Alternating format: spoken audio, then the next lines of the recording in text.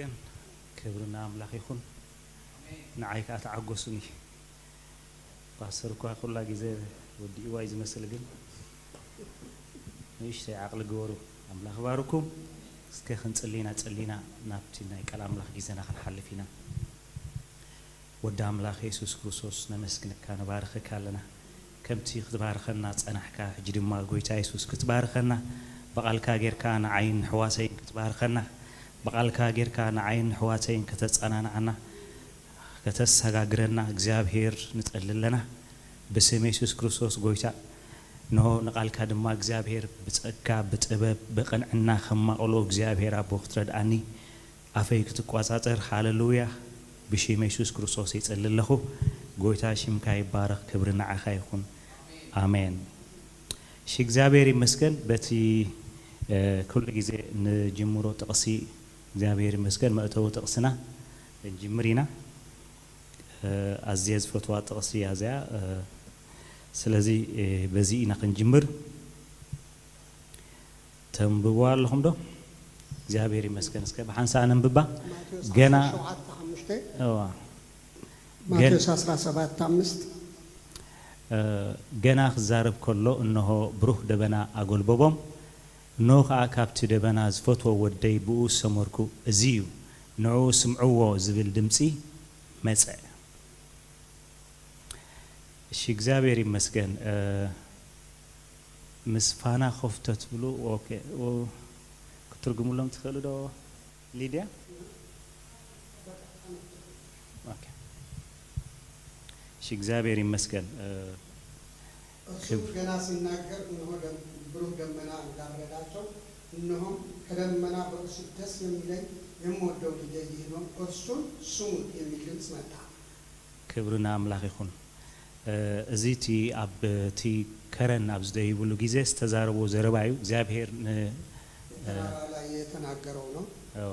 ለቶም ሰለስተ ሐዋርያት ዮሐንስ ጴጥሮስ ያዕቆብ ሰለስቴውም ታይ ዝገበሮሚ ዝነገሮሚ ማለት እዩ እግዚአብሔር ይመስገን እግዚአብሔር እንታይ ይብላሉ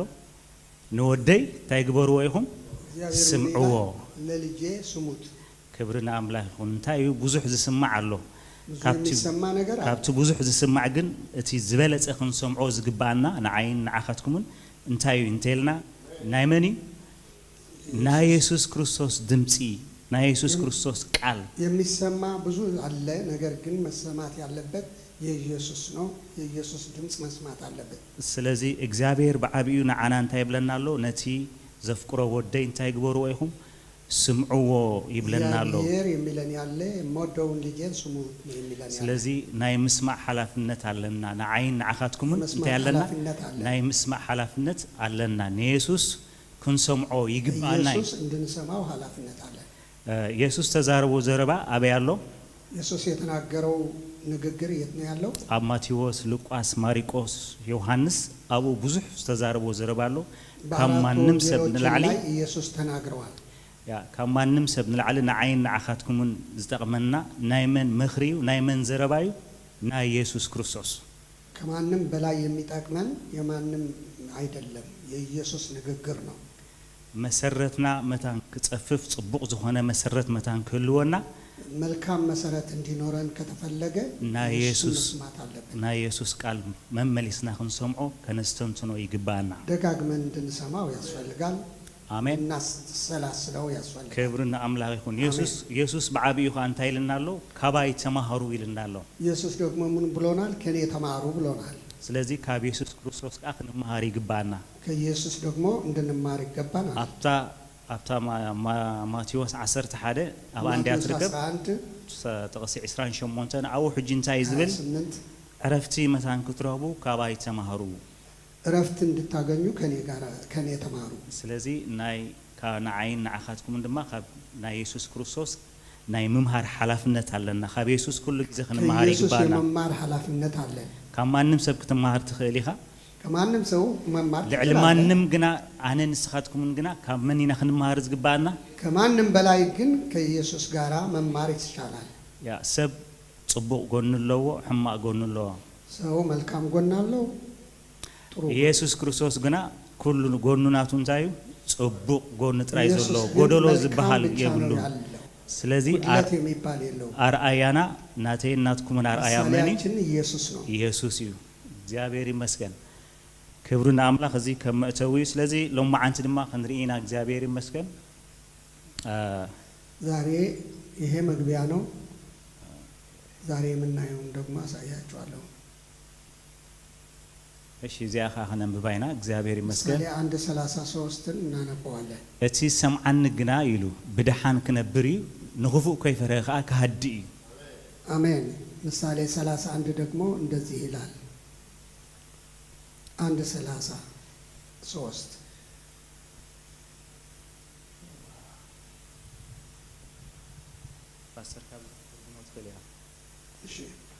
የሚሰማኝ ግን በርካታ ይቀመጣል ከመከራ ስጋትም ያርፋል። እሺ እግዚአብሔር ይመስገን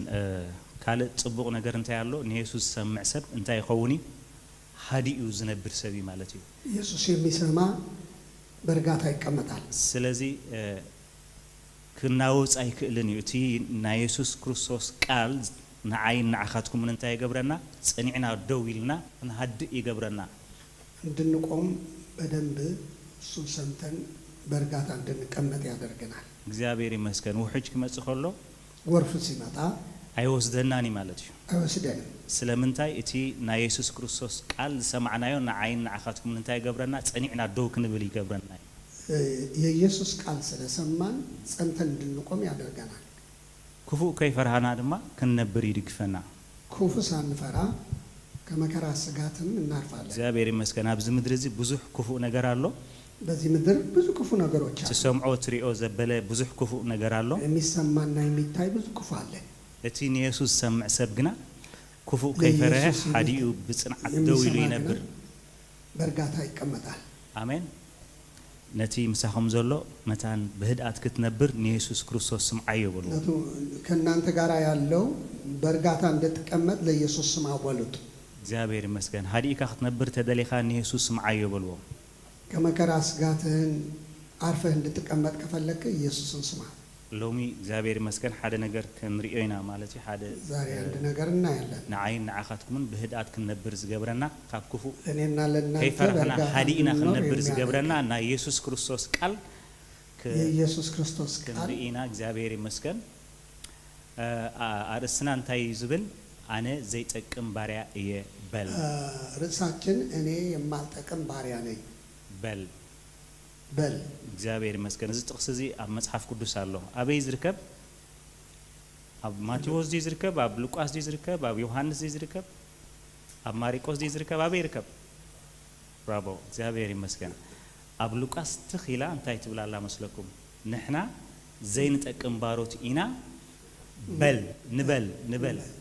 እግዚአብሔር ይመስገን። ስለዚህ ኣነ ንስኻትኩምን ክብርና ኣምላኽ ይኹን ከምዚ ንብልዶ ኢልና ንፈልዶ ኣነ ዘይጠቅም ባሪያ ኢልካ ትፈልጥ ኢልኩም ትፈልጡ ነቲ ምሳኻትኩም ዘሎ ኣነ ዘይጠቅም ባሪያ ኢልካ ትፈልዶ? እኔ የማልጠቅም ባሪያ ነኝ ብለህ ታውቃለህ ወይ? እግዚአብሔር ይመስገን። አጠገብላለሁ ደግሞ እኔ የማልጠቅም ባሪያ ነኝ ብለህ ስንገረው። አሜን። ክብርና ኣምላኽ ይኹን። መጀመርታ ንሕና ንርእስና ኣነ ናይ ንሕና ንርእስና ሲ ዘይንጠቅም ባሮት ምዃንና ክንፈልጥ ይግባአና። እኛ ለራሳችን የማንጠቅም ባሮት መሆናችንን እንድናውቅ ያስፈልጋል። እግዚአብሔር ይመስገን። ክብርና ኣምላኽ ይኹን። ጎይታ ኢየሱስ ክርስቶስ እንታይ እዩ ዝብል ዘሎ መስለኩም? ንሕና ባሮት ጥራይ ዘይኮናስ ዘይንጠቅም ባሮት ከም ዝኾንና ከማንሲ ጽቡቕ ገይሩ ክርዳእና ዝደሊ ኮይኑ ይመስለኒ። ኢየሱስ ሊያሳውቀን የፈለገው ባሮት ብቻ ሳይሆን የማንጠቅም ባሮት እንደሆነ እንድናውቅ ይፈልጋል። እግዚአብሔር ይመስገን። ክብርና ኣምላኽ ይኹን።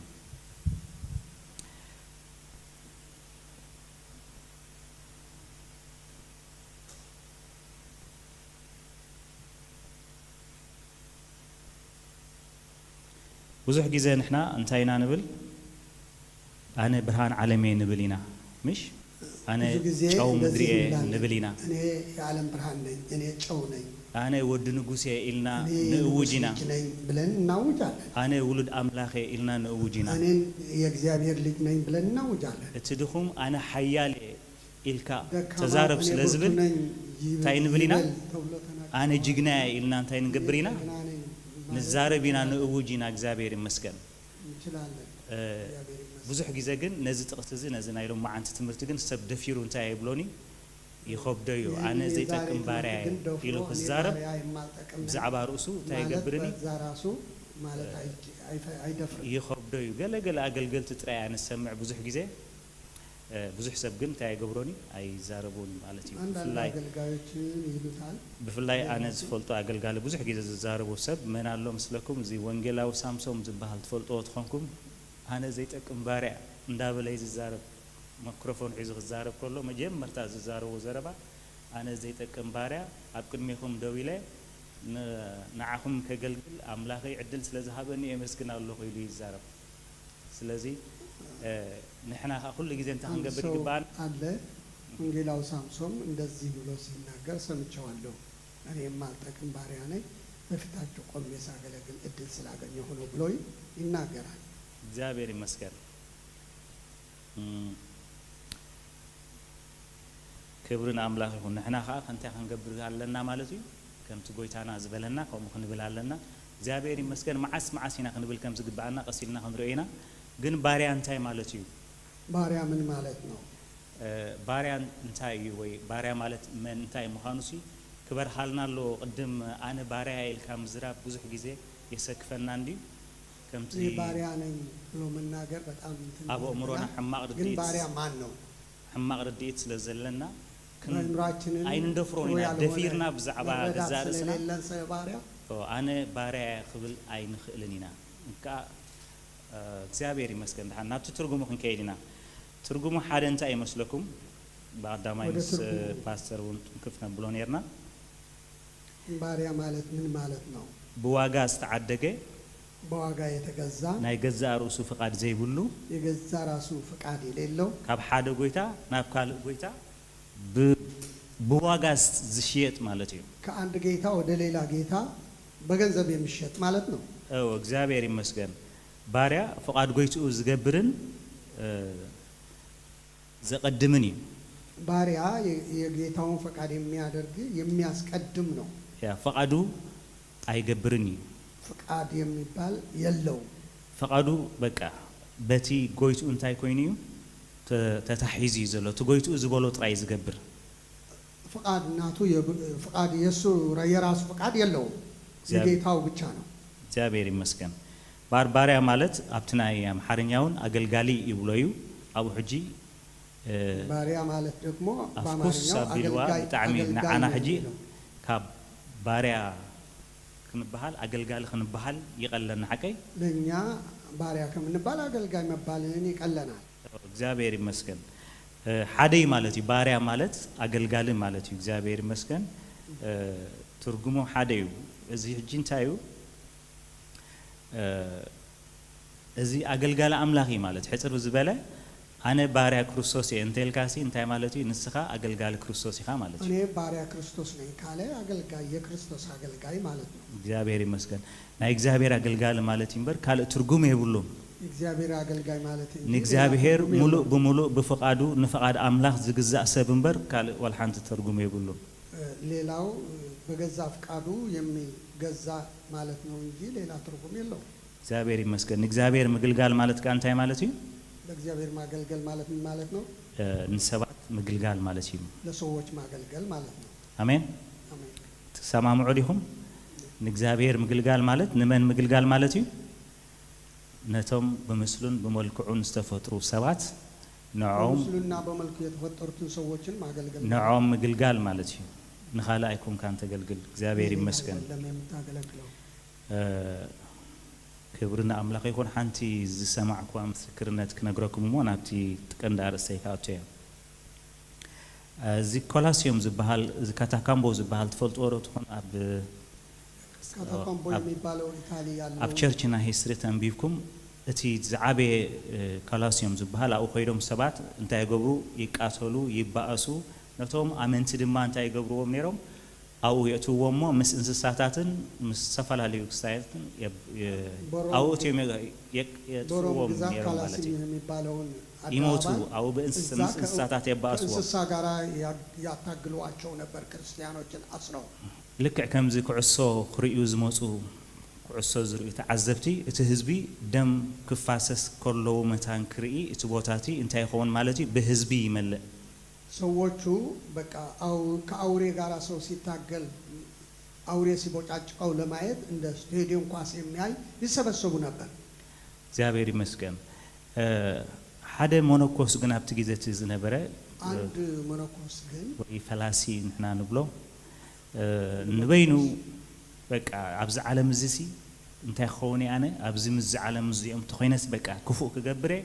كفو كرئي حماق كجبري حماق كزاربي حماق سمعي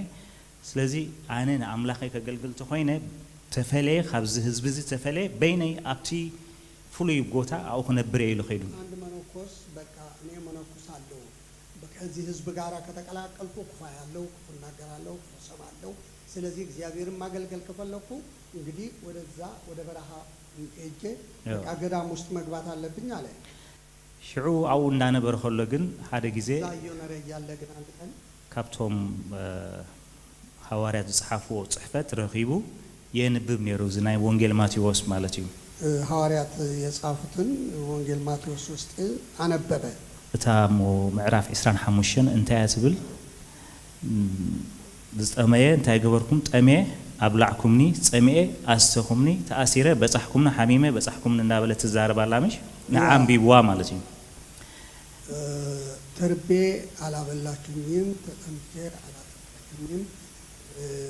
راقتين هوني على لبساتنيم تاممي على تأيقاتنيم يميلون أنا ببه سلازي مبا كابزنينيو نأملاخ مقلقال نتخينوسي أما أكل سبات كونكا منبار مالتي إلو حاسيبو لأملاكي مقلقال كتفلقه بسويت مكاكل هونيم أقل على الدنيا ملون حسام متعلق. سلازي نزم استردو تخيلو نابعد تملسو. كذا هننسي جباو وداعرو تملس. بزح السبات تأكيبهم نبتي كلاسيوم ستاديوم كأتو مصر عيدما. بزوج تسبسوا وده كلاسيوم ستاديوم سيجابو كايبو على. انتهى يقبروا له يلو كريهم كيدو أتيوم من يادر رجنو بلو وده النسو لما يتقبع. أو ترى أيخان حدهم يقالوسو يواجهوا يبقاسو يقطعوا نيرهم. እርስ በርሳቸው እዛ እየተዋጉ እየተጋደሉ ክርስቲያኖች ከአውሬ ጋራ እየተቦጫጨቁ አየ ሕጂ ኣብዚቶም ዓለማውያን ይርእይዎም ሕጂ ቶም ተባእስቲ ዝበሃሉ ነይሮም ንሓድሕዶም ይቃተሉ ምስ ረኣዮም እንታይ ይገብሩ ኣለዉ ኢሉ ሰንቢዱ ናብቲ ውሽጢ ቦታ ናብቲ ናይ ሜዳ ናብዋስዩ እነዛ ተዋጊዎች እርስ በርሳቸው ሲዋጉ ሲያይ ወደ ውስጥ ገብቶ ደግሞ ማየት ፈለገ ጉደፉ እግዚአብሔር አይፎቶኒ እንዳበለ ድማ ኣብ ማእከል አትዩ ዛረብ ጀሚሮ ተው እግዚአብሔር አይወደውም እያለ ደግሞ መናገር ጀመረ ልክዕ ትخدانهم ልክዕ ከምዝና ይዞም አባቴ ዝበሃሉ ክዳን ትፈልጡ ወይ ከምሽ ካብ ላዕለክ ሰዓት ታሕቲ ናይ ኣኽሽሽ ትخدان ከምኡ ተኸዲኑ ስለዝነበረ የመነኮሳት ልብስ ለብሶ እቶም ህዝቢ እንታይ ዝገብር ዘሎ እዚ ኢሎም ውፃ ተአለ ብለዎ ነይሮም ምንድነው የሚያደርገው ይሄን ሰው ይውጣ ከዛ ብለው ጮሁበት እሱ ግን ነው እዚ ጌጋዩ ከምዚ አይግበርኒ ይህ ስተት ነው እንደዚህ አይደረግም ያለ እና ተዛረበ አቅድምቶም ዝባአሱ ዝነበር አማዕከሎም አሲዩ በመካከላቸው በሚጣሉ ገባ አው ምስአቶ ሽዑ እንታይ ኮይኑ እቶም ዝባአሱ ዘሎ ተዓለ ወይ ክንቀትለካ አይና ኢሎሞ ዞርበል ወይንም እንገድልሃለን አሉ የሚጣሉ የነበሩት ነው ስኹም ይኹም ክትገድፎ ዘለኩም በር አነሳ ከይድና ይሉ ድማ ደው ይሉ እናንተ ነው መተው ያለባችሁ እንጂ እኔ ዞር አልልም አላቸው በድሕሪኡ ሓደ ካብቶም ዝዋግኡ ዝነበሩ ብሰይፍ ገይሩ ሃሪሞ ቆሲልዎ ከነዛ ከሚጣሉ የነበሩት በሰይፍ አድርጎ ገደለው ደሙ ድማ ፈሲሱ አማከሎም ደሙ ፈሰሰ በመካከላቸው በድሕሪኡ ትخفው መንፈስ ተሃሪሙ በዛን ጊዜ ያንን ክፉ መንፈስ ተመታ እቲ አታትሉን ወሕልነኦም ሳይጊሩ ወቂስዎም አገዳዳላቸውም እቶም ህዝብ ድማ ንምንታይ ከም ዝገርኩም እንዳበሉ ኦይ መስበሉ ሳይጊሩሞ ማለት እዩ ለምን እንደዚህ ያደረጋችሁት ብለው ኦ አሉ ህዝቡ በድሕሪኡ ኣብቲ ቦታ መንቅጥቃጥ ምድሪ ኮይኑ በርቂ ኮይኑ ብዙሕ ሽግር ነቲ ኮላሲየም ዝበሃል ካብኡኒ ነው ተፈሪሱ እቲ ዝግበር ዝነበረ ደም መፍሳስ ድማ ሙሉእ በሙሉእ ደው ኢሉ ዛን ጊዜ ጀምሮ ደም መፍሰስ ቆመ እዛ ደግሞ በርቅና ነጎድጓድ መጥቶ ቤቱን አፈረሰው ከዛን ጊዜ ጀምሮ ቆመ እግዚአብሔር ይመስገን ናአምላኽ ምግልጋል ማለት እንታይ ማለት እዩ ለእግዚአብሔር ማገልገል ማለት ነው ንሰብ ምግልጋል ማለት እዩ ስለዚህ እዚ ሰብ እዚ ህይወቱ ስለዝሃበ እቲ ሽዑ ዝግበር ዝነበረ ብሙሉ ናይ ስራሕ ሰይጣን ሙሉ ብሙሉ ተወዲኡ ማለት እዩ ደሙ ምስ ፈሰሰ እግዚአብሔር ካ እንታይ ገይሩ ማለት እዩ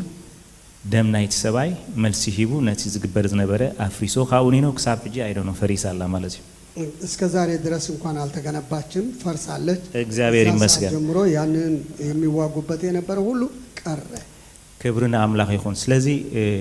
ናአምላክ ምግልጋል ማለት ንሰብ ምግልጋል ማለት መኻኑ ሪኢና ለና አብ መጽሐፍ ቅዱስ ላይ ባሪያ ይሽየጥ ይግዛእ እዩ ባሪያ ይገዛል ቶም ድኻታት ዝበልዕዎ ዝሰትይዎ ስለዝስእኑ ኣብቶም ደሃብታማት ከይዶም እንታይ ይገብሩዮም መጽሐፍ ቅዱስ ከም ብበልኩም ያው ዝትሪእዎ ዘለኹም ንሽድሽተ ዓመት እንታይ ይግበርዎ ይብለና ዕብራዊ ባሪያ እንተ ተሻየጥካ ይብለና ሽድሽተ ዓመት ይገዛእካ ካብታ ሸውዓይትህ ግና ብኸምኡ ሓራ ይውፃእ በይኑ እንተ ኮይኑ ዝመፀ በይኑ ይውፃእ በዓል ሰበይቲ እንተ ኮይኑ እታ ሰበይቱ ከዓ ምስኡ ትውፃእ ጎይትኡ ሰበይቲ እንተ ሃቦ ድማ ኣወዳትና ዋልድ እንተ ወለደ እታ ሰበይትን ደቃን ንጎይትኡ ይኾኑ ንሱ በይኑ ይውፃእ እግዚአብሔር ይመስገን ከምዝ ካሎ ማለት እዩ ስለዚ ደስ እንተ ይልዎ ዕብራዊ ባሪያ ብሸት ዕብራዊ ባሪያ የገዛ እንደሆነ 6 ዓመት ያገልግል በሰባተኛው በከንቱ አርነት አውጣው ብቻ መጥቶ ከሆነ ብቻውን ይውጣ ከሚስቱ ጋራ መጥቶ እንደሆነ ሚስቱ ከእርሱ ጋራ ትውጣ ጌታው ሚስቱ አግብቶት እንደሆነ ወንድ ወይስ ሴቶች ልጆችን ብትወልድ ሚስቱና ልጆቹ ለጌታ ይሁኑ እርሱ ብቻውን ይውጣ እግዚአብሔር ይመስገን እቱ ጎይቱ ሰበይትን ተሃቦ እግዚአብሔር ይመስገን አወዳትና ዋልድን ተወለደ እታ ሰበይትን ደቃን ንጎይታ ትኹን ንሱ ይውፃ እግዚአብሔር ይመስገን ነቲ ባሪያስ መን ይዝሓለሉ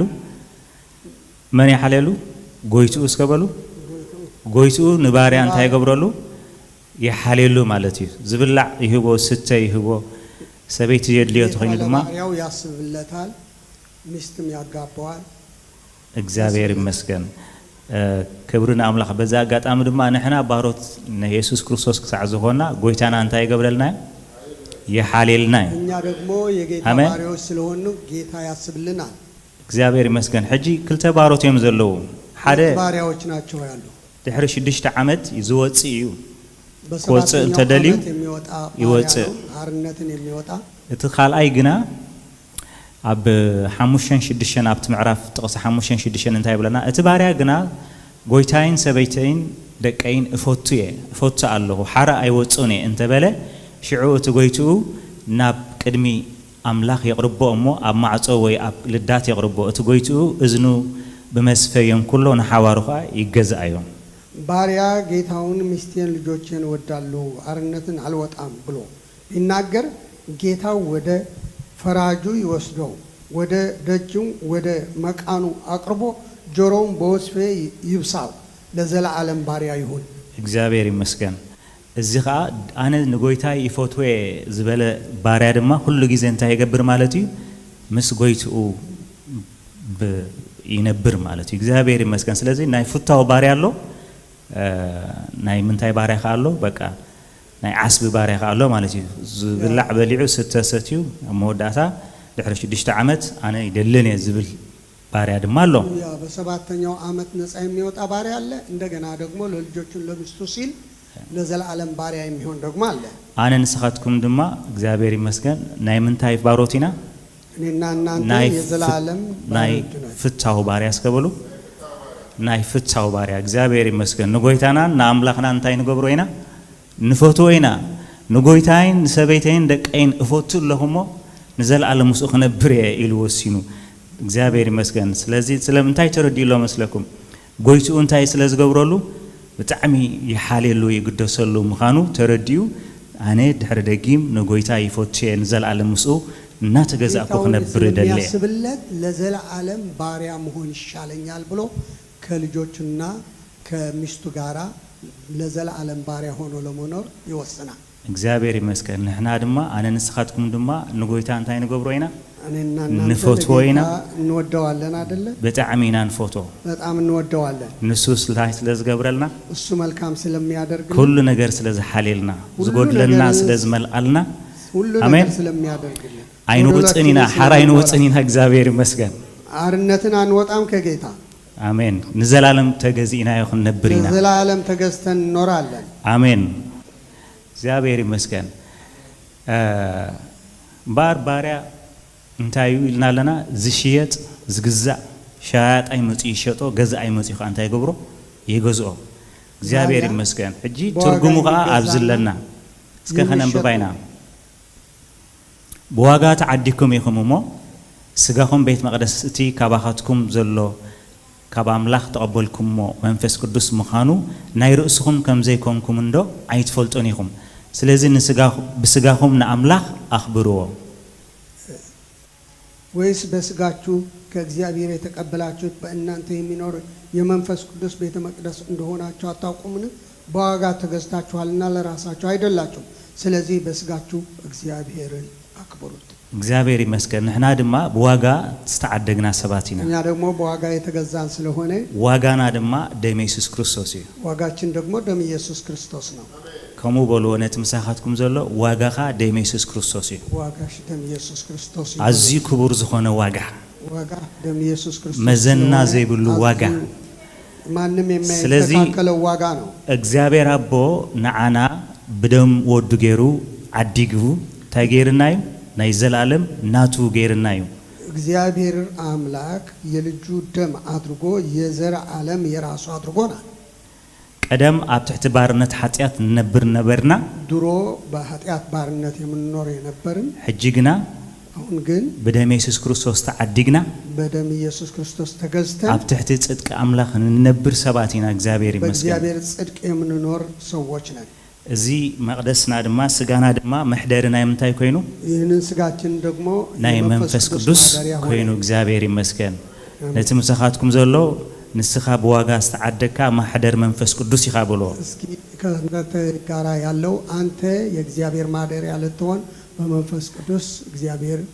የገዛህ ሰው ነህ እግዚአብሔር ይመስገን ካብዚ ከመገርካ ሐራይ ክትወጽእ ትደሊ ከዚህ እንዴት አድርገህ ነፃ ለመውጣት ትፈልጋለህ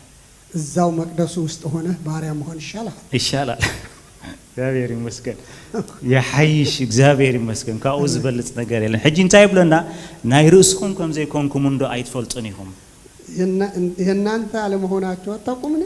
ሕጂ ባሪያ ማለት ሕጽር ብዝበለ ባሪያ ማለት ዋና ዘለዎ ባለቤት ያለው ባዕሉ ዘይውንን ዋናው ዝውንኖ የማይገዛ እግዚአብሔር ይመስገን ከም ፍቃድ አምላክ ዝነብር ሰብ እንደ እግዚአብሔር ፍቃድ የሚኖር ሰው ስለዚህ ንሕና ናይ ገዛ ርእስና አይኮናን ስለዚህ እኛ የገዛ ራሳችን አይደለንም ስለዚህ ናይ ገዛ ርእስና ተዘይኮና ናይ መኒና ናይ አምላክና ናይ ጎይታና መድኃኒና ናይ ኢየሱስ ክርስቶስ ኢና ባሮቱ ኢና ናይ ፍታው ባሮቱ ኢና እግዚአብሔር ይመስገን በውዴታችን ባሮት ይሆንና ናይ ፍታው ባሮቱ እግዚአብሔር ይመስገን በውዴታችን ስለዚህ ድማ ለአምላክ ታይግቦሮ ይልና በስጋሁም አክብሩዎ እግዚአብሔር ይመስገን ስለዚህ ደግሞ ለእግዚአብሔር በስጋችሁም አክብሩት ብሎናል ስለዚህ ንሕና ባሮት ሙኻና ተስፋ ገብር ተረዲእና ኾን ስለዚህ እኛ ባሮት መሆናችንን ተስፋ አደርጋለሁ ገብቶን ይሆናል አሜን ተረዲእኩም ደኮኑ ባሮት ኢና ንሕና ባሮት አምላኺና አሜን እግዚአብሔር ይመስገን አምላኽና በቲ ዝፎቶ ወዱ ገይሩ በደም ወዱ ኢየሱስ ክርስቶስ ገይሩ እንታይ ገይርና ገዚእና ዓዲግና ናይ ዘላለም ናቱ ገይርና አምላካችን ኣብ ትሕቲኡ ኮይንና ድማ ንሕና እንታ ክንገብርና አድርጎ ኢየሱስ አደረገን ገዛን እግዚአብሔር ይመስገን ኣብ ትሕቲኡ ኮይንና ድማ ንሕና ክንነብርና እግዚአብሔር ይመስገን በሱ ስር ሆነን ደግሞ እንኖራለን እግዚአብሔር ይመስገን ክብርና አምላኽ ይኹን ጥቅሲ ሉቃስ 17 ካብ 7 ክሳዕ 8 እንታይ ብል መስለኩም ካባኻትኩም ሲ ዝሐርስ ወይ ዝጓስ ባሪያ ዘለዎ ካባኻትኩም ዝሐርስ ወይ ዝጓስ ባሪያ ዘለዎ እሞ ካብ ወፍሪ ምስ ኣተወ ቀልጢፍካ ሕለፍ ክድረር ተቀመጥ ዝብሎስ መን ኣሎ ከእናንተ የሚያርስ ወይንም ከብትን የሚጠብቅ ባሪያ ያለው ከእርሻ ሲመለስ ወዲያውኑ ቀረብና በማዕድ ተቀመጠ የሚለው ማን ነው? እግዚአብሔር ይመስገን። ከሞንጎና ንኣብነት ሓደ ሰብ እንታይ ያለው ንበሎ ዝሓርስ ባሪያ ያለዎ ወይ ከዓ ዝጓሲ ባሪያ ያለዎ በመካከላችን አንድ ሰው በእርሻ የሚውል ባሪያ ቢኖረው ስለዚህ ንዑ መጀመርታ እንታይ ዝብሎ ዝሁሉ ሓሪሱ ዝሁሉ ጓሲ ምስ ወደአ እንታይ ብሎ እረኛ ሆኖ ከጨረሰ በኋላ ቅልጢፍካ ሕለፍ ክድረር ተቐመጥ ዶ ይብሎይ ቶሎ እለፍና እራትህን ብላ ይለዋል ይብሎ አይሎም አይብሎኒ ባሪያ እንዲሁ መጀመርታ እንታይ ይብሎ መስለኩም መጀመርታ ኣነ ክድረር እራቴን አሰናዳልኝ ኣነ ክድረር አዳልወለይ ክሳዕ ዝበልዕ እንሰትን ከዓ ተዓጢካ አገልግለኒ ይብሎ የምበላውን እራቴን አሰናዳልኝ እስክበላና እስክጠጣ ድረስም ታጥቀህ አገልግለኝ ተዓጢካ እስከበሉስ ተዓጢካ በሉ አገልግለኒ እግዚአብሔር ይመስገን ታጥቀህ አገልግለኝ መጀመርታ ንጎይታናን መድኃኒናን ኢየሱስ ክርስቶስ ንአምላኽና መጀመርታ እንታይ ንገብር ተዓጢቅና ነገልግል መድኃኒታችን ታጥቀን እናገለግላለን በድህሪው እንታይ ብሎ ትጎይቱ ከዛ በኋላ ዝብላዕ ስተ ይቅርበሉሞ ኪድ ብላዕ ኪድ ስተ ይብሎ ሂድ ብላ ሂድ ጠጣ ደግሞ ይለዋል ከዛ በኋላ ስለዚህ እንታይ ክብለኩም ደል በዛ አጋጣሚ ንሕና ከዓ ንጎይታናን መድኃኒናን ኢየሱስ ክርስቶስ ተዓጢቅና ከነገልግሎ ከለና ንሱ ድማ ንዓና ዘድሌና ዝብላዕ ስተ ዘድሌና ዘበለ እንታይ ይገብረልና የዳልወልና አሜን ያዘጋጅልናል ነትምሰኻትኩም ዘሎ ንጎይታኻ ተዓጢካ አገልግሎሞ ለጌታ ታጥቀህ አገልግሎና ነትምሰኻት ዘሎ ተዛርቦ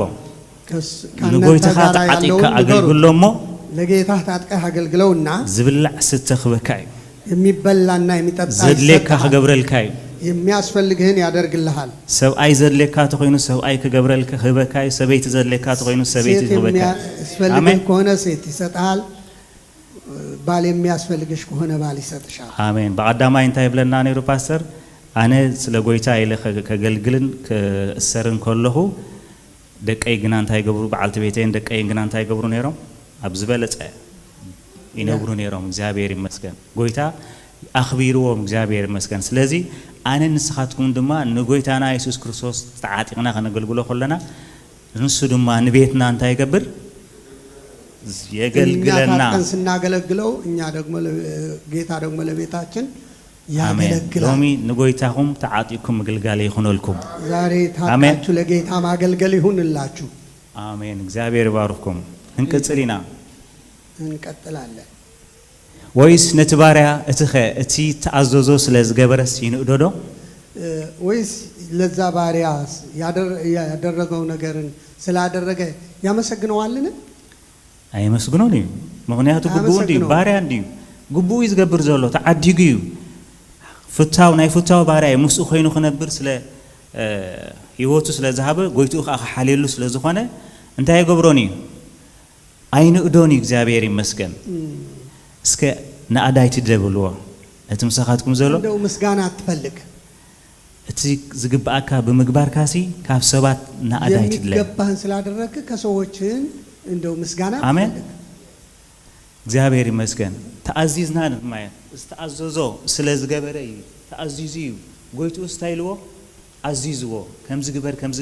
ግበር ይልዎ ስለዚህ ተአዚዝ ካኻ ከምዝ ግበር ተባይል ካኻ ይልዎ እግዚአብሔር ይመስገን አዛሃልና እንዴ ያድርጋል በለ ስለዚህ ይጎይቱ ሆኖ ደዩ አይኖዶኒ ግቡ ይዝገብር ዘሎ አመሰግነው እግዚአብሔር ይመስገን አነ ንስኻትኩም እንደማ ሁሉ ጊዜ እግዚአብሔር ይመስገን እኔና እናንተ ደግሞ ሁሉ ጊዜ ናአዳ ክንጽበይ ይብልና ምስጋና መጠበቅ የለብንም ስለምንታይ መስለኩም ለምን ይመስላችኋል ተከፍለልና ሰባት ስለዝኾና የተከፈለልን ሰዎች ነን እስተገብረልና ሰባት ስለዝኾና የተደረገልን ሰዎች ስለሆነ እስተገብረሉ ሰብታ ይገብር የተደረገሉ ሰው ምን ያደርጋል እዳለው ይገብር እዳለው ያደርጋል ጽቡቅ ተገይርልካ ጽቡቅ ተገብር እግዚአብሔር ይመስገን መልካም ተደርጎልሃልና መልካም አድርግ ስለዚህ ናአዳም ምድላይ ግን በዚህ መጽሐፍ ቅዱስ መሰረት እንታይ ይድልኒ ዝገበርካ ተገበርካ ካብ ሰብ ናአዳ ከይትጽበሰብ ጎይታ ባረከ ከብለካ ቢያደርግ ሰው ከሰው ምስጋና መፈለግ የለበትም سب انتي خبلكا خالي نايتي صبغ زغبركالو ጎይታ ባርክካ ክብለካ ክእል እዩ ሰው መልካም ካደረክለት ጌታ ይባርክህ ሊልህ ይችላል እሱ ጸገም ይብሉን ኣብ ውሽጥኻ ግን ገለ ክሳይ ነገር አይት ከተርፈካ ይብሉን ገለናይ ትዕቢት ነገር ተርፈካ ይብሉን ማለት እዩ የትምክህትና የትዕቢት ነገር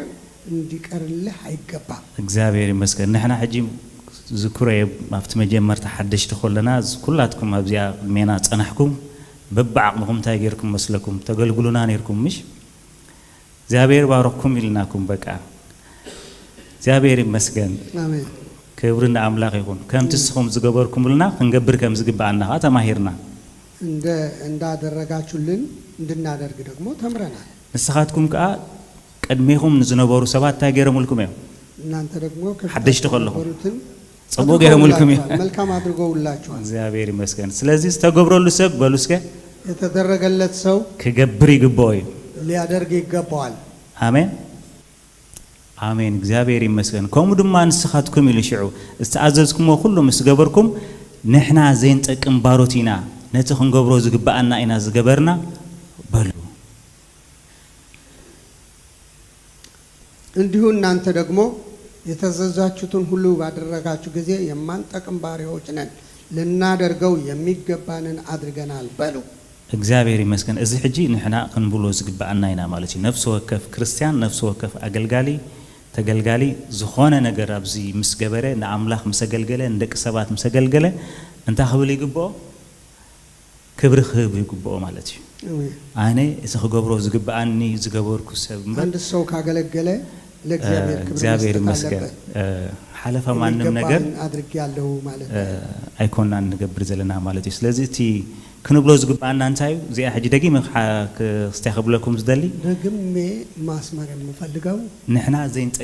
ዘይንጠቅም ባሮት ኢና በሉ ማንጠቅም ባሮት ነን በሉ እግዚአብሔር ይመስገን እዚኣ ንሓዛ ኢና ኩሉ ጊዜ ይህንን እንያዘው ንአምላኽ መሰገልገልና ንህዝቢ አምላኽ መሰገልገልና ትዕቢት መታን መጽዩ ከይሓንቀና ለእግዚአብሔር ህዝብ ካገለገልን በኋላ እዚ ሜንታሊቲ ይባላል የሚያንቅ እዚ ሜንታሊቲ እዚ ያህልወና የማንጠቅም ባሪያውን ስንል ከትዕቢት እናመልጣለን አሜን እግዚአብሔር ይባርክ ፓስተር ተኹንገብሮ ዝግባአና ኢና ዝገበርና ኢልና ክንብል ከም ዘለና እግዚአብሔር ይመስገን ግቡኡና ኢና ንገብር ዘለና ማለት እዩ ያንን የተሰጠንን ነው የምናደርግ ያለን ስለዚህ ሰብ ካብ ግቡኡ ንላዕሊ ክገብር አይክእልኒ ሰው ከአቅም በላይ ማድረግ አይችልም ከማን ግቡኡና ክንገብሮ ዝግባአና ብዙሕ ነገር ኩንሱስ ዘይንገብር ብዙሓት ኢና ልናደርገው የሚገባንን ልናደርግ የሚገባን እንኳን ሳናደርግ የምናልፈው ብዙ ነው ስለዚህ ክንስሕ ይግባአና ማለት እዩ ክንገብሮ ዝግባአና ያስፈልገናል ክንገብሮ ዝግባአና እናፈለጥና ብዘይ ምግባርና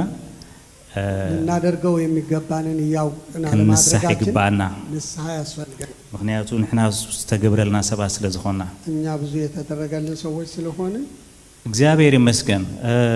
ዮሐንስ 6:38 ኢየሱስ ተዛርቦ ኢየሱስ ንርእሱሲ እንታይ እዩ ነይሩ 38 ኢየሱስ እንታይ ነይሩ ፍቃዱ ዝገብር ሰብ ነይሩ አይደለም እግዚአብሔር ይመስገን አነ ፍቃደቲ ዝለአኸነ እንበር ፍቃደይ ምእንቲ ክገብር አይኮንኩን ካብ ሰማይ ወሪደ ዘለኹ እንታይ ማለት ሕጂ በቃ ሕጽር ብዝበለ ፍቃድ አለው ወንዲው ግን ፍቃዱ ክገብር አይኮነን ኢየሱስ ክርስቶስ ታይ ዝገይሩ ዘሎ ፍቃዴን ለማድረግ አይደለም እንጂ የላከኝን ፍቃዴን ለማድረግ ከሰማይ ወርጃለሁ በቃ ስለዚህ ኢየሱስ ንርእሱስ እንታይ ማለት እዩ ባሪያ ናይመኒ መልክዕ ባሪያ ወሲዱ ይብለና ምሽ ኢየሱስ የባሪያ መልክ ወሰደ ይለናል ፊልጵስ ላይ ዚያድ ማኸነን በባይና ካብ ርእሰይ ገለ ክገብር አይክእልኒ ፍቃደቲ ዝለአኸን ነበር ፍቃደይ አይደለን እሞ አነ ከምቲ ሰማዕኩ ወይ ዝፈርድ ፍርደይ ከዓ ቁኑዕ እዩ 5:30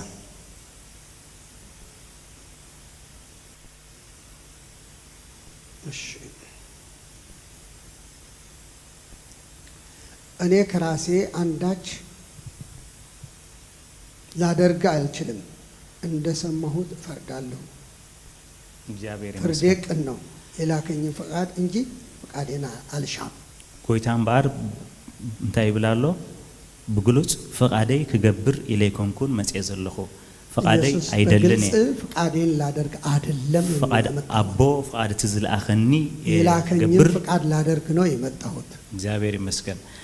نحنا دمان تاي تباهلنا قويتا يسوس كريستوس انتاي لنا بقداماي تنكف تبيل كانيركا نابا بوين نابا بخومن نابا أملاخين نابا أملاحكمن يخيد اللهو كمتي أباتنا ودا أباتاچو ودا أملاكنا ودا كمتي أبوي كمتي أبوي نعايز لأخني أنا دمان أخذكم تاي قبركم اللهو إلخكم اللهو إلو أب ندلاكي أنا دقمو لأن أنت لكاچوال سلازي نحنا لكع كمتي يسوس نبورونا برأينا كنبر زقبأنا يسوس ندونورو نورو لك ندزا فقدنا زي كونس فقد أملاخ فليتنا نفقد أملاخ إن أنت خنقبر زلنا فقاداتنا سايهون جابيرن فقاد أوكن لزا قويتا بعلوسي فقادو زقبر سبا يكون النيرو قويتا راسو فقادون يميادر قايدلم آمين أفليبي انتايت بلنا مسلكم زعبا يسوس كريستوس انتايبل ملك عبارة وسيدو رؤسو أحسره كم سب مسألة يباريان ملك وسدو راسون عوارده بنبروت دما خمسة بكينو ترخبة يبلنا سلزي قويتانان مدحينان نرؤسوسي انتانيرو مالتي باريا خمس نبرة فقادو زقبر سب ايكوننز يونيرو سلزي كومو سلز نبرة نعنا دما انتايبو ليلنا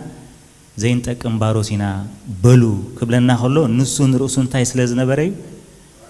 باريا سلز نبرة ملك باريا وسيدو أبز مدرزي ينبر يمالالس سلز نبرة فقاد أبو فتيمو سلز حالفة زابير مسكن باريا نيرو سلز نتوم نايكو يسوس كريستوس سعبت دمان تايوم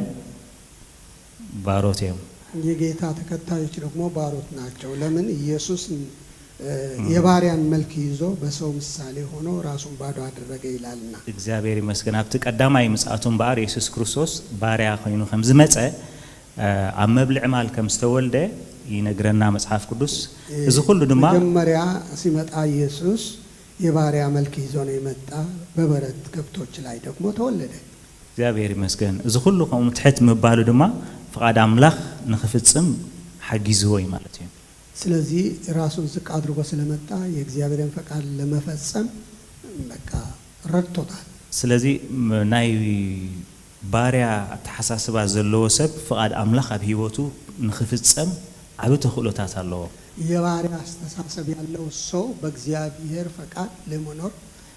ትልቅ አስተዋጽኦ አለው እዚ ማለት ፈቃዱ ገዲፉ ፈቃድ አምላኽ ጥራይ ዘቀድም ሰብ ይህን ማለት ደግሞ የራሱ ፈቃድ ትቶ ለእግዚአብሔር ፈቃድ ለመገዛት ራሱን ያዘጋጀ ማለት ነው እግዚአብሔር ይመስገን ስለዚህ አነ ንስኻትኩም ሐላፍነት አለና ድርእስና ከም ባሮት ጥራይ ዘይኮንና ከም ዘይጠቅም ባሮት ጌርና ክንሪያ እግዚአብሔር ይመስገን ሐላፍነት አለና እንግዲህ ራሳችንን በእግዚአብሔር ፊት ባሪያ ብቻ ሳይሆን የማንጠቅም ባሪያዎች እንደሆን እንድናስታውስ ሐላፍነት አለብን ሰባት ከገልግሎኻ ዘይኮንካ ትጽበን ሰባት ከተገልግሎም ክትጎይለካ ሰዎችን እንዲያገለግሉ ሳይሆን እንድታገለግላቸው መሮጥ ያስፈልጋል ሓንቲ ጥዕምቲ ጥቕሲና ኢየሱስ ክርስቶስ እንታይ ትብላላ መስለኩም ዓብይ ክኸውን ዝደሊ ምርኡይ ክኸውን ዝደሊ እግዚአብሔር ይመስገን አንጻሪ ማለት ይፈልግ ከሁሉ በታች ይሁን እንደው ከፍ ብሎ ሊታይ የሚፈልግ ደግሞ ራሱን ባሪያ ያድርግ እግዚአብሔር ይመስገን አንጻር ማለት አንጻር ናይቲ ኣብ ዓለም ዘሎ ሲስተም ኣብ ቤት አምላኽ በቃ እቲ ሲስተም በአንጻር እዩ በእግዚአብሔር ያለው ሲስተም ልዩነት አለው አምላኽ ይባርኩም የሚፈልግ ዝቅ ይበል ነው እሺ እግዚአብሔር ይመስገን ድራር ኣብቲ ድራር ተንስኡ ድማ ክዳውንቱ አንበረ ዓለባ አልዕሉውን ተዓጥቀ ደሓር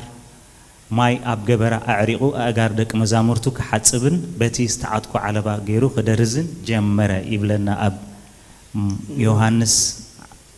13 ካብ 4 ክሳብ 5 ኣብዚ ድማ እንደዚህ ይላል እራትን ተነሳ ከእራት ተነሳ ልብሱን አኖረ ማበሻ ጨርቅ ወስዶ ታጠቀ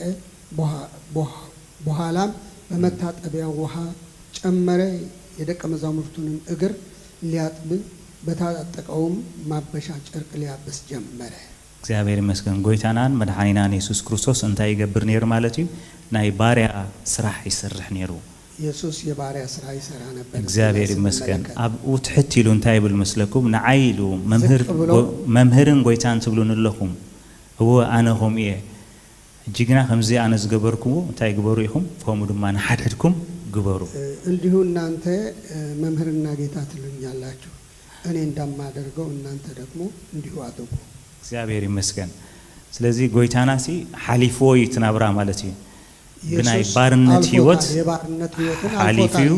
ንሩሱ ባሪያ ኮይኑ ተማላሊሲዩ ፈቃዱ ዘይኮነስ ፈቃድ አምላክ ፈጽሙ ሐሊፊው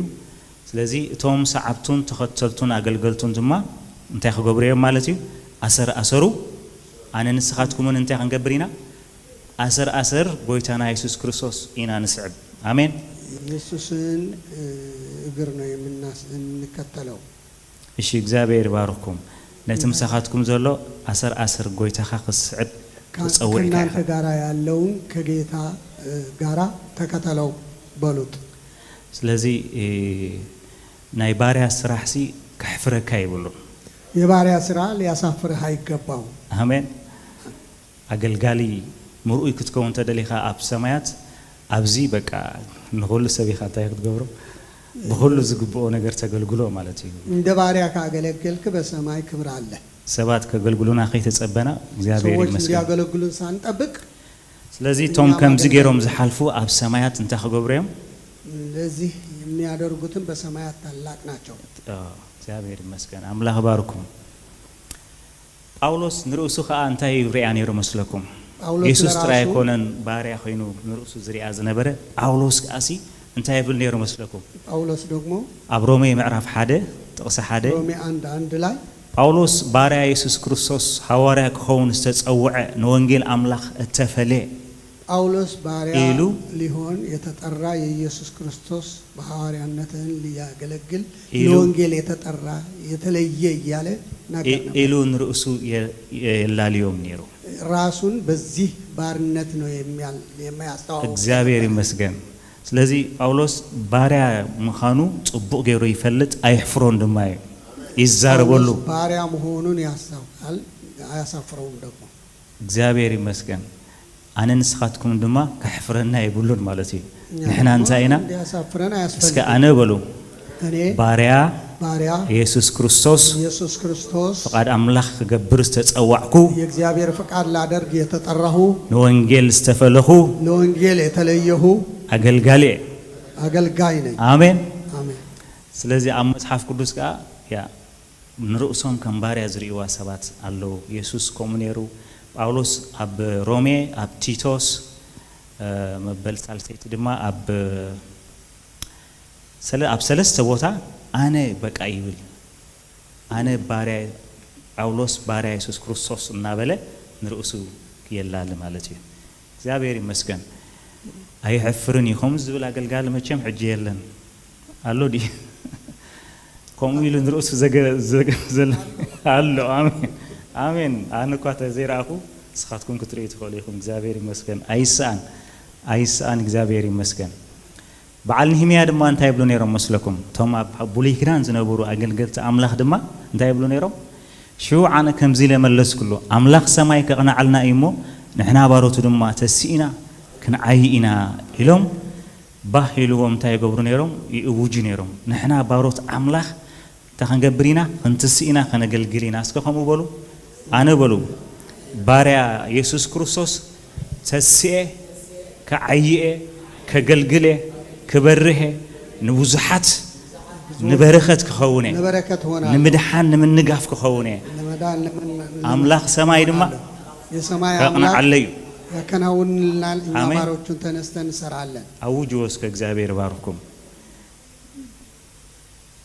سلزي أنا زيتك مباراه بمبالكا أنا مالتكم بارياني بمالته تعبيت أب هيوتك بوتا يسئنا تعبيت بو هيوته بوتا يعطل كامل إجابير دم أنت يقبر إجابير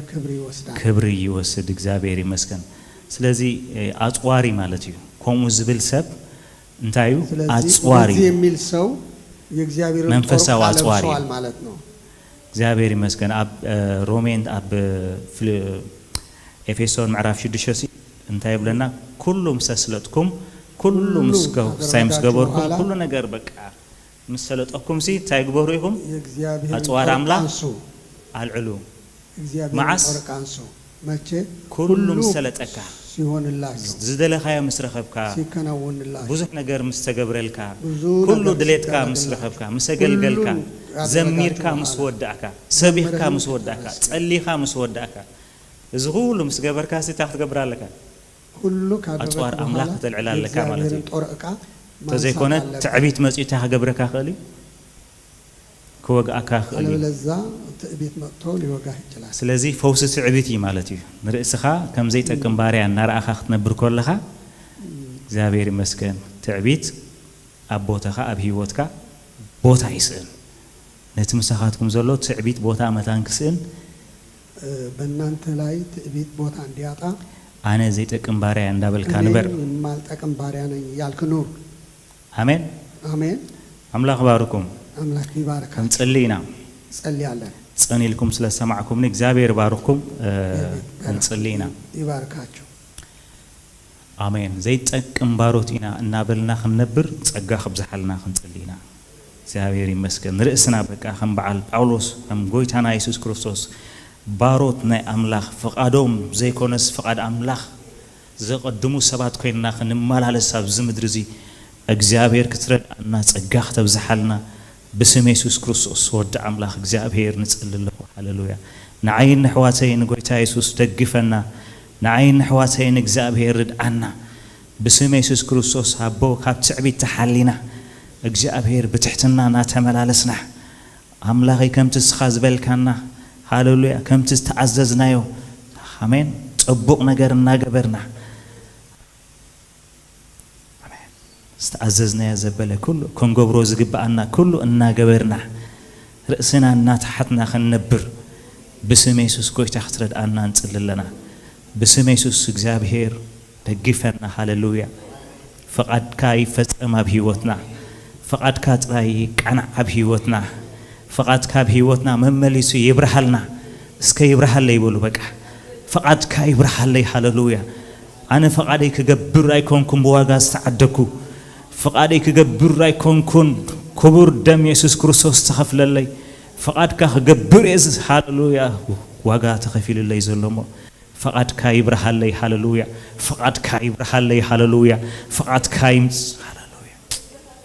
يبرحلنا آمين هاللويا أبرحلنا فقد كخنجبر حيلها بالناس كبلوا فقد كخنجبر حيلها بنا فقد أملاك كتجبر سي تسأجع أملاك يدليكاي فقد أملاك كتجبر تسأجع أملاك يدليكاي تحتنا يدليكا آمين هاللويا زي فقد أملاك يلكاخ تزاربولو بتعمي قليل كتزاربولو እግዚአብሔር ግና ፈቃዱ መዘፍለጥ الناس እንታይ ኮን መገበርና ወደይ ጓለይ ሎሚ ኤርትራ ኸይትካ ተገልግለኒ ኢኻ እንተ ዝብለካስ እንተ ዝብለክስ እንተ ዝብለንስ እንታይ ኮን መገበርና ፈቃደይ ክትገብር ደሊኻ ኣለኻ እሞ ኸይትካ ኣብ ኤርትራ ኸይትካ እንታይ ግበር ወንጌል ጽባኽ ተዝብለካ እንተ ዝብለኒ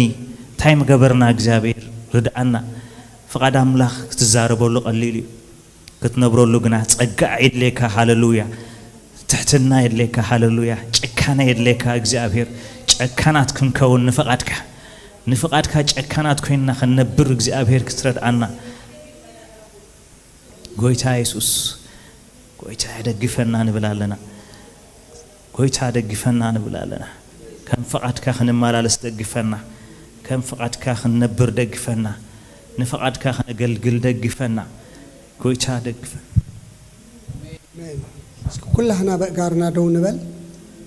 هاليلويا بحقي نايباريا هيوتي እግዚአብሔር ይሃበና ባሪያ መስሉ አይሐተተኒ መሰል ዘይብሉ ይባሪያ ሃሌሉያ መሰለይ ሓዲገን ዓኻኸ ገልግለካ ناتي قديفن عخاخ قلقلك نبلوينا زابير أملاخ نمسجنك علينا اسكو كلها نعدونا نلعل نعخا مارق الله نعخا قزع الله زابير أملاخ بقى يا أخلني بقزع فقادي زنبركو بقى يا أكل حجق نعخا ودق الله نعخا قزع الله نعخا زابير أملاخ رأسي يقزع الله በቃ ክብርካ ይምጻለይ ሃልወትካ ይምጻለይ መንፈስካ ይውረሰኒ ይግዛን እግዚአብሔር አምላኬ ግዛን ህግዛካ ምለኸን ከመል እግዚአብሔር ከመለኸልካ ንበሎ ይግዛን እግዚአብሔር ሃሌሉያ ያኔ ክብርህ ይመጣል ያኔ እጅህ ይገለጣል ድህሩይ ፈውስኻ ዝመጽእ ሃልወትካ ዝመጽእ ምንጋፍ ዝመጽእ እግዚአብሔር አምላኬ ንርእስና ተናጊፍና ንኻልእ ከነናገፍ ንርእስና እግዚአብሔር አምላኬ ተንበርኪኽና ብዙሓት ክንብርከኹ እግዚአብሔር ምእዛዝና ተፈጸመ ጊዜ ዘይንእዛዝ ዘበለ ክንቀጽዕ እግዚአብሔር አምላክ ክትረድአና በኢየሱስ ስም ጸለና ሓወይ ባርኮ ፈቃልካ እግዚአብሔር ይገለጸሉ በበረኸት ባርኮ ዘቦኑ ይባረኽ እግዚአብሔር አምላኬ ንኹላህና አዕጥቀና ንቃልካ እግዚአብሔር አዳልወና በኢየሱስ ስም እባርከካ አለኹ ክብር ሁሉ ንስኻ ውሰዶ በኢየሱስ ክርስቶስ ጎይታ ስም አሜን ጎይታ ይባርክኩም አኼባ እንዳበልና ብዙሕ መዓልቲ ስታይ ይኾነና ኣሎ ሕጂ ሕፅር ዝበለት ቁርጥ ዝበለት አኼባ ክህልወና እዩ አሜን ዶ ስለዚ ኩላህና ንሰማምዓሉ መዓልቲ